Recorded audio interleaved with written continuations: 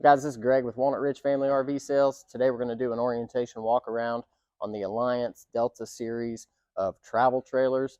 This one's the 262 RB. We'll start up here in the front with our hitch. Of course, it's got the standard 2 5/16 ball, your coupler lock. You'll have your breakaway cable, which you'll want to attach separately to the vehicle that you're towing from.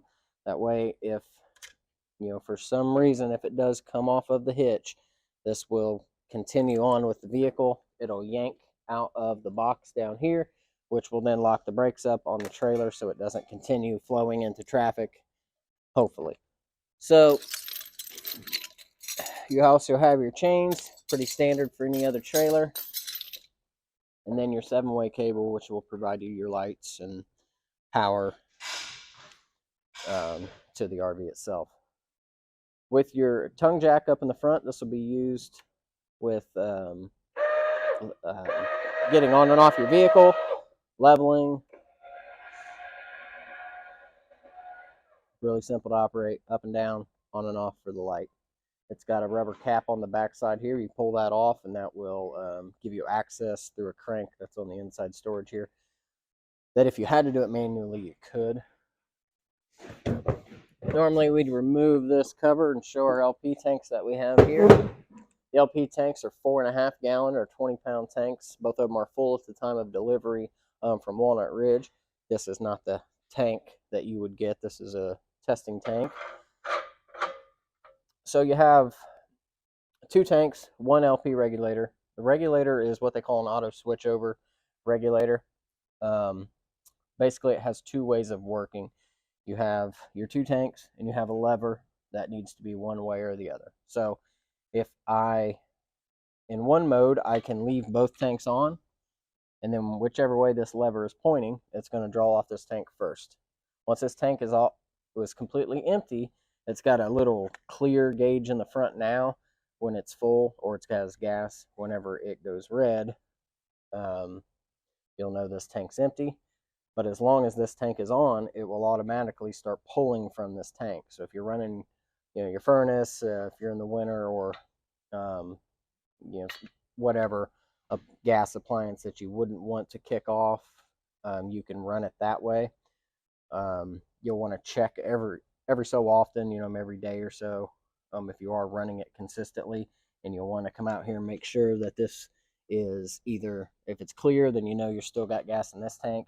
But if it's red, even though it is drawing from this tank, whenever it's in the switched over mode, pointing at this tank but drawing off this one, it's only pulling partial BTUs. So some things or appliances may not operate correctly. So if you see that that's red, okay, this tank's empty. I'm going to flip my lever over to this side. Now it is completely drawing off this tank. I could take this one off, go get it filled, exchanged, whichever you have access to.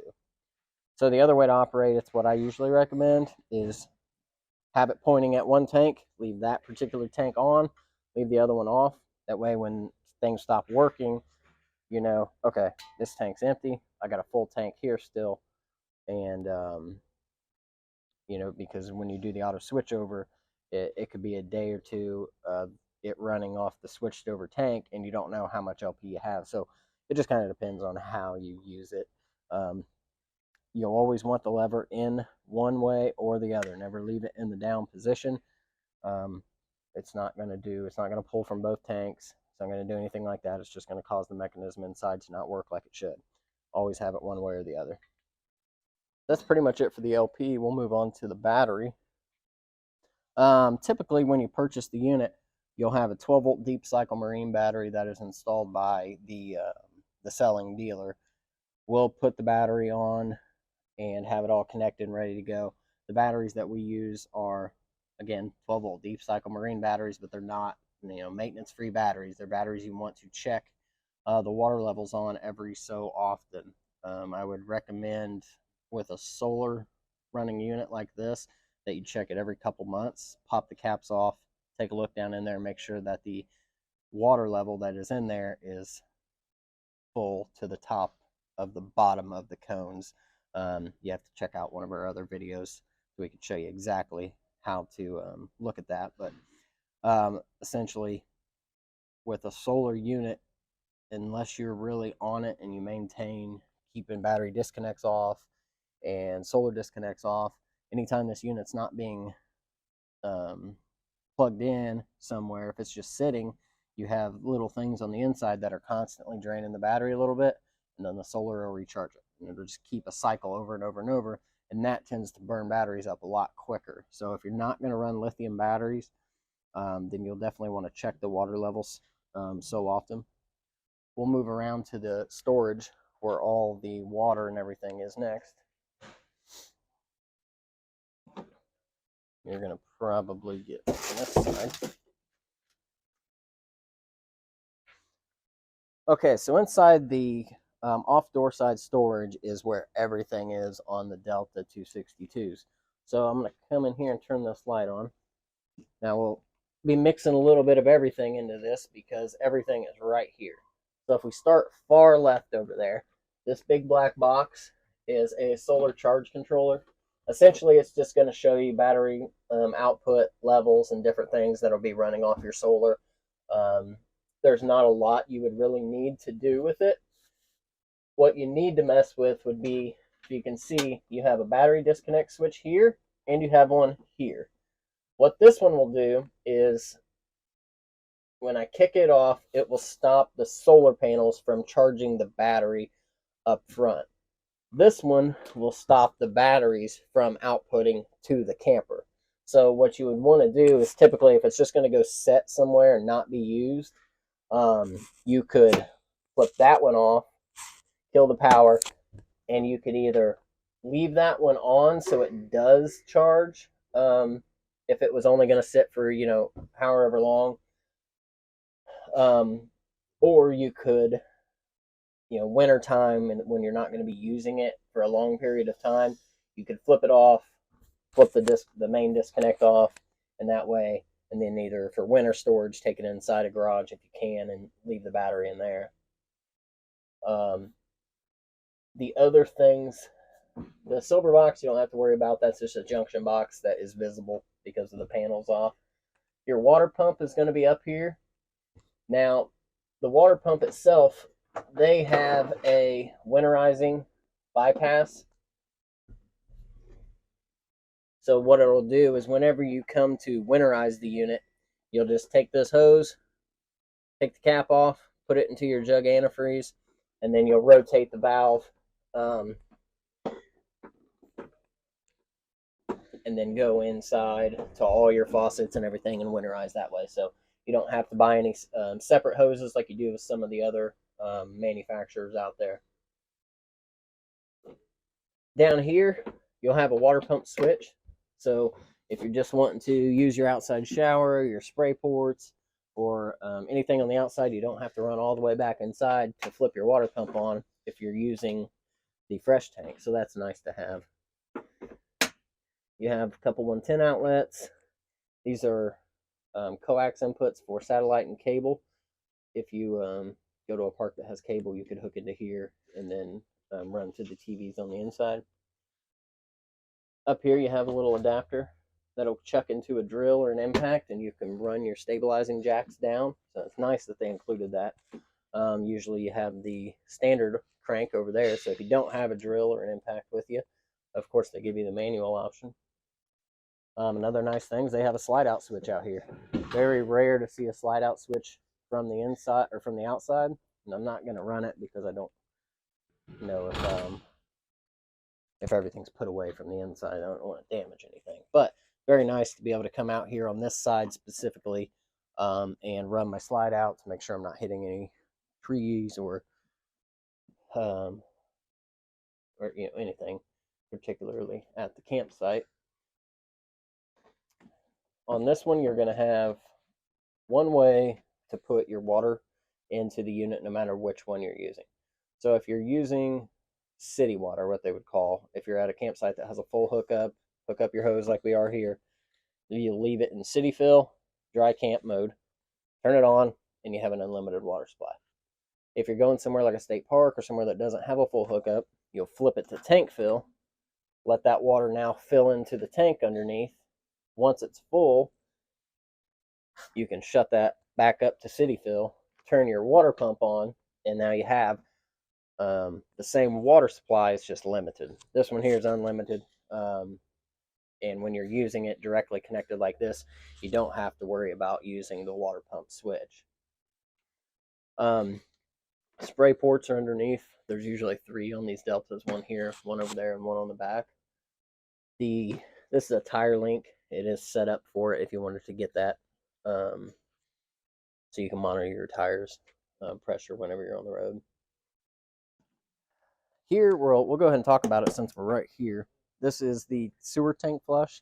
So when we get to the back, I'll show you the dump tanks on it. So your grays, your blacks. Black is your toilet, and this is going to help clean out that toilet tank after you're done using it or after you're done dumping it. You can hook up a hose into here, turn it on, leave the valve open, and that's going to shoot water inside that tank and help clean it out. And that'll help with odor. That'll help keep the sensors clean, along with overall cleaning out your sewer hose and everything with fresher water. So that is everything inside the water compartment. Let's move around and show you the slide.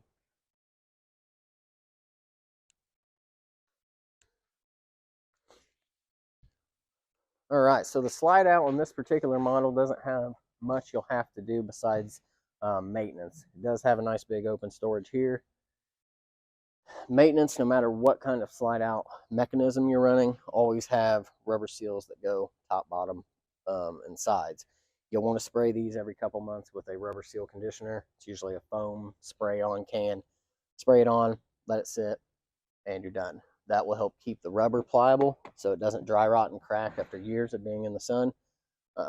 These are preventing water from getting in the unit. They're helping squeegee off water that maybe is just rained and it's on here on the roof. Help squeegee that off before it gets inside. They're not 100% foolproof. If you run it in when it's pouring down rain, there's going to be water that gets in, but it'll at least get the majority of it.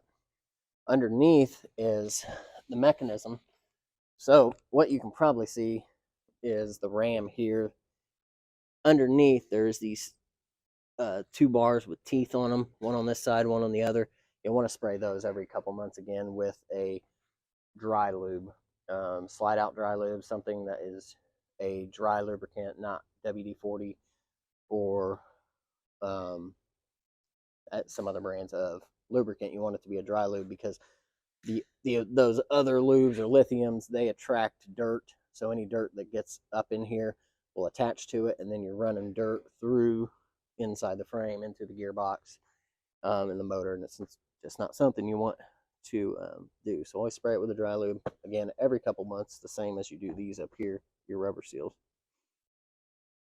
Now we'll move on and we'll talk about the dump tanks on the 262. Nope, right here. Everything's right here. Again. Okay, so talking about the underneath side and the plumbing under here, if you look right there behind the axle, you have, it's hard to see, you have the white dump valve. That's going to be for the fresh tank, the tank that you would fill up in here if you're going dry camping. You'd close that, turn it on, and once it starts shooting out of the blue hose, there's a blue hose that's sticking down in between the axles. It's just cut off hose. It's open. That's the overflow. So once water starts shooting out of there onto the ground, you know the tank's full.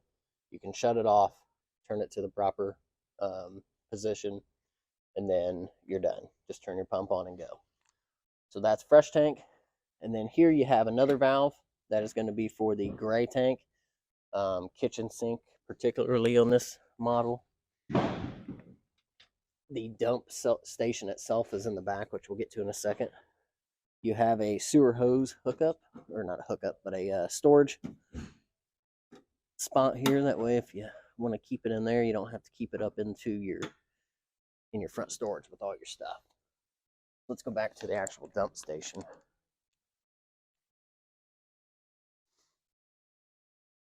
you can see, usually they're labeled where they're at roughly. So you see black tank, gray tank, and the other one has a sticker right here as well up there.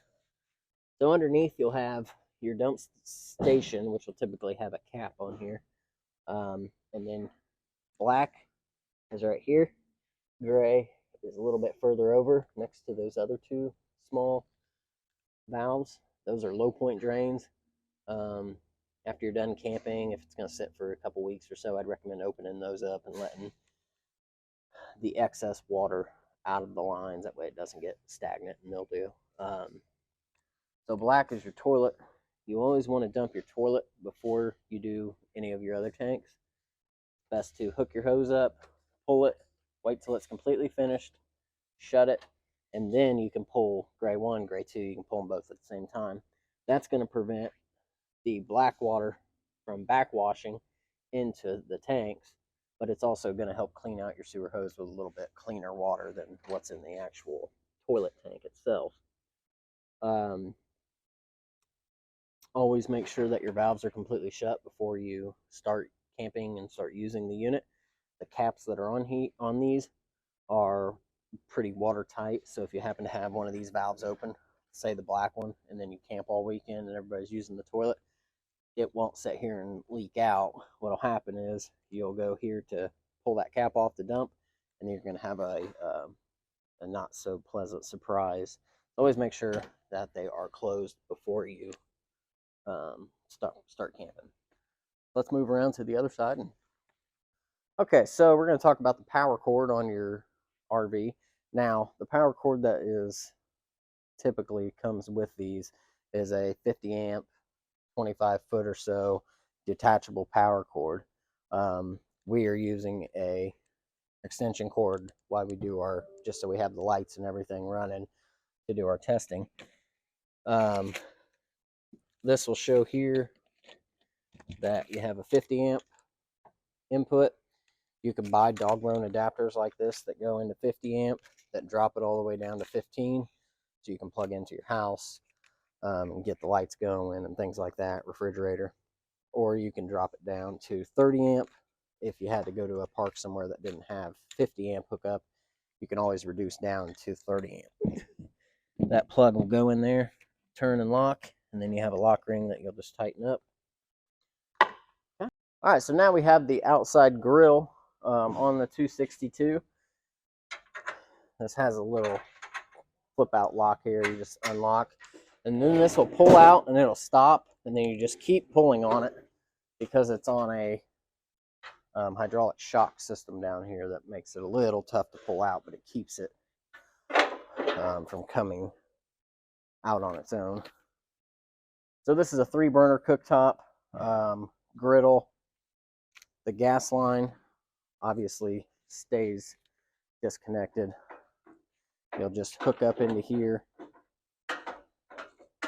turn that valve on, and then underneath the unit, right here, is going to be the other end of the gas. Hook up into there, turn the valve on, and then you'll come to your cooktop, and it has lighting instructions on it, but you hold it until you get gas flow and let it click. You have to do that a few times to get it lit, especially after it hasn't been used for a while and the gas hasn't reached its way to this point. So that's pretty much it for the outside kitchen. So we'll move on to the water heater. All right, so here we're going to look at the water heater on the Delta. This is okay, redone. I forgot my words. This is a... Yeah, Furrion tankless. Okay, so we'll move on to the water heater. On the Deltas, we have a Furrion tankless water heater. Fairly simple to operate on the outside. There's really not much you have to do. You have an on and off switch. We'll go ahead and flip it on. And essentially what that'll do is allow the control panel on the inside to turn on. So other than that, there's not too much out here you'll need to do. I do recommend shutting it off whenever it's not going to be used. And then you do have a minimum and maximum gauge here. You can go ahead. I usually leave it roughly in the middle to a little bit to max. So turn that on. We'll make sure that our LP is turned on, and then we'll go to the control panel on the inside. Okay, so inside the unit, you're going to have a control panel that looks like this. It says Furrion gas water heater. You have on and off, switch between Fahrenheit and Celsius, and then your up and down buttons. So essentially what you can do is just set your temperature. That one maxes out at 124, so you probably keep it at 118, 120. And then once you turn your hot water side on, as you can see, it's going to flame, light will come on, indicating that it lit, and then the temp will start rising. And then within 10-15 seconds, you'll get hot water. There it is.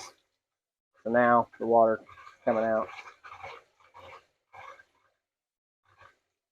Warm. There it is. So nice and hot. Now the best way to operate these is to, once you, if you have a hot side and a cold side, set the hot side and don't touch it. Then adjust your temperature. If that's too hot for you, adjust it by using the cold instead of trying to adjust the hot lever. Because what it'll do is if I have it going full hot and I want to back that off a little bit, if I have it cold and I'm kind of messing with it, sometimes if you do it, it'll shut the flame off, because you essentially, when you kicked it down, you shut it off, and then it takes a second for it to kick back on. So you pretty much have a whole run from the front to the back of cold water. And when you're in the shower, that's not going to be pleasant when you're first getting in. So just make sure, set the hot, use the cold as your adjustment. So other than that, the water heaters are very easy to operate. They do have a 20-minute limit, essentially, that it will go into a protection mode. So if you run that straight for 20 minutes, it will shut off and you'll have to turn it back on if you want to run a shower longer than that. So that's everything with the water heater. Let's go back outside and I'll show you a few more things. Okay, so now at the control panel inside the RV, what you'll have is a battery indicator. This is going to read the levels of the tanks inside the unit. So the fresh tank, the black tank's your toilet, gray 1 is your bathroom sink and shower, and gray 2 is your kitchen sink. So you'll want to check on these periodically while you're camping. And these are the reason that you want to make sure that you keep, especially the black tank, clean, because these aren't the most reliable sensors. They've been around for years. They're inside the tank, so anytime something gets stuck on the sensor, it'll throw the reading. And even though you emptied it, it could still read 2/3 full. So make sure you clean it as often as you can. Use chemicals to try to help with that. Below that, you have your water pump switch. So you have one outside that you can use. You also have one inside, of course. The camera switch, on the back side, this will have a camera that if you are hooked up to it, this will give power to it from the inside because it runs off. You can use it on your phone, and that way, most of the time, it's running off your running lights power. And if you're inside and you want to have somewhat, it's kind of a security camera, you could flip that on, and that way it's sending power to it all the time, and that way you can monitor it without being in the truck, essentially. These are typically lights, different ones throughout the unit. Tank heaters, if you are camping in that, below freezing, or you get caught in some weather like that, you can flip these on to help keep the little bit of water that's in the tank from freezing. These aren't foolproof. You'll want to definitely be monitoring how you use those. Your slide room in and out, get it simple, brings it all the way in, all the way out. Same with the awning, simple extend and retract.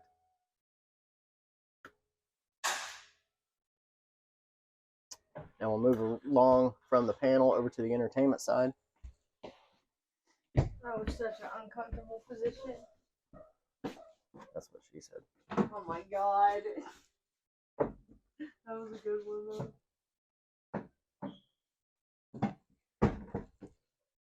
Okay, so the entertainment side of the RV, you have this TV here. It just pulls out so you can have it rotated whichever way. It also has storage behind there. You have a wine guard, antenna. So essentially these are boosters. So it has a Wi-Fi option that you can add, that you can turn on, and then to turn on the antenna itself whenever you're at a campsite and you want to hook up, you'll hook up into there. There's normally a coax running into here, but we've switched it out. So make sure that's on if you're running off the antenna on the roof to pick up any channels. Below that, it's got 2 huge pull-out drawers that are nice. Now, I know these do what they're not having radios basically in them anymore. Essentially, all they use now is these Bluetooth, and they just run off an app on your phone. Of course, the manual's in your storage bag. Download the app, and then you can run from YouTube or whatever from your phone. It'll also run through your TV, and then a lot of them will have aux ports that is back there. It usually comes out. So we'll get that pulled out there, and then if you have an aux cord on your phone, you can plug it into that and run off the speaker up front. So let's move around to the kitchen, and we'll show you everything in there. Okay, in the kitchen you have simple home style microwave, nice and easy to use. Cooktop, fan, and light. The cooktop itself, the grill's normally on top of here. Simple, turn it to light.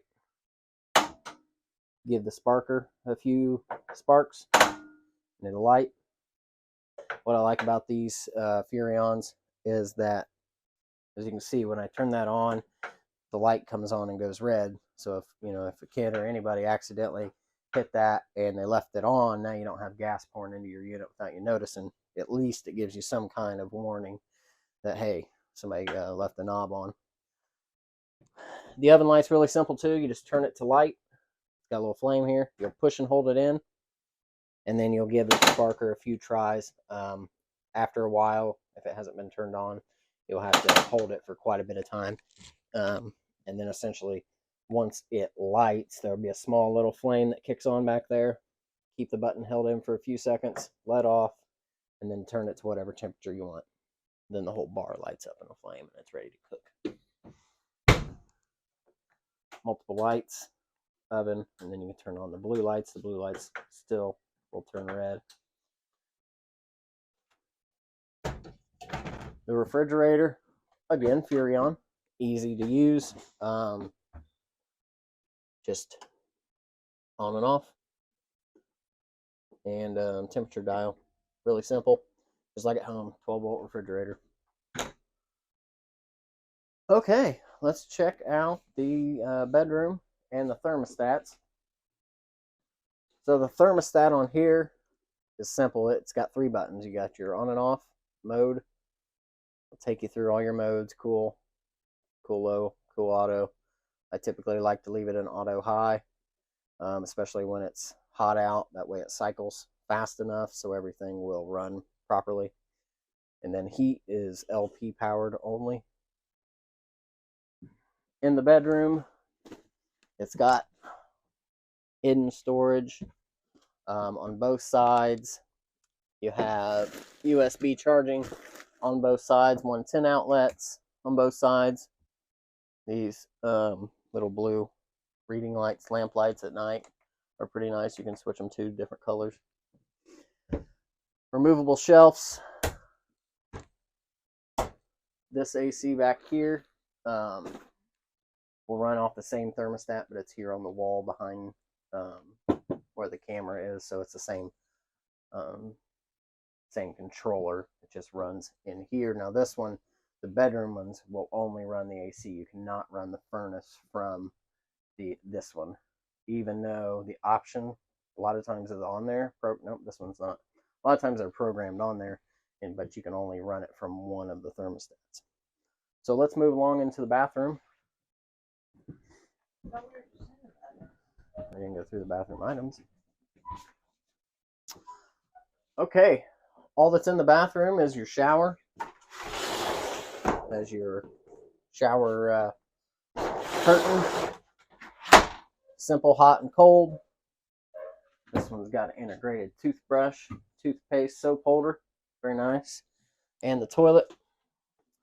Simple to operate. This is a part-way push down to fill it. Once it's full and you use the bathroom, you push it all the way down to flush it. And other than that, it's just got huge cabinets. I mean, these are super deep cabinets for a bathroom in an RV. All of them are. So they've really made great space inside a fairly small unit. There is tons of storage. Blacked out roller shades throughout the unit. These all work just by pulling them down, letting it lock into place. Pull down. Easy. We'll look at the love seats here and the dinette real fast. These just have pull-out recliners, and then they have lights that once they're plugged in the back will turn on, but they're also USB chargers. You have USB charging here. This one also has a USB-C outlet. The bed, or the wraparound booth here, also breaks down into a bed. What? There's a whole ass hoodie. So? Move it. You moved it there. Because it was right there. Now he's going to have to cut it again. That's not my fault. The wraparound dinette breaks them down into a bed just by lifting this up, and then it sits on these black blocks here. And that'll so you can, and then you rearrange your cushions to make the mattress. Again, lots of storage underneath there, flush floor. And then the last thing I really show you is this here LP leak detector, carbon monoxide detector. That's one of the small things that are hardwired into the battery. So anytime you're not plugged in somewhere, that will be on and draining the battery. So just make sure that you either hit your battery disconnect. So those little things like that, there's backlighting here and there that will always be on. And just make sure that way your battery's not dead the next time you go out. And that's pretty much it for the Delta from Alliance, the 262RB. We'll see you on the next one.